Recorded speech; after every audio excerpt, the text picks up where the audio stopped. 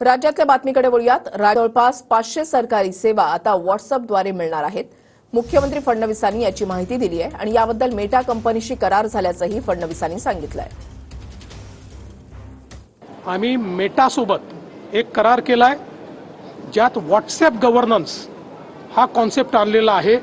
म्हणजे राज्यातल्या सगळ्या सेवा आता व्हॉट्सअपच्या माध्यमातून आपल्याला मिळू शकतील। मागच्या काळामध्ये आपल्या मुंबई मेट्रोचं तिकीट जेव्हा व्हॉट्सअपवर आणलं, आमच्या लक्षात आलं की 50% जास्त लोक व्हॉट्सअपवर तिकीट खरेदी करतायत आणि म्हणूनच व्हॉट्सअप गव्हर्नन्सचा हा कॉन्सेप्ट आणलेला आहे।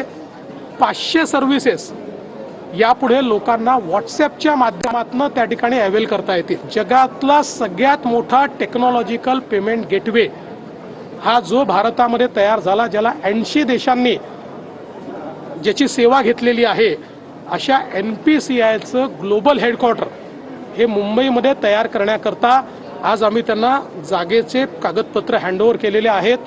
मुंबईकरता टेक्नॉलॉजी हब म्हणून ही सर्वात मोठी अनाउन्समेंट आहे की NPCIचं ग्लोबल हब किंवा त्यांचं ग्लोबल ऑफिस हे आता मुंबईमध्ये येतं।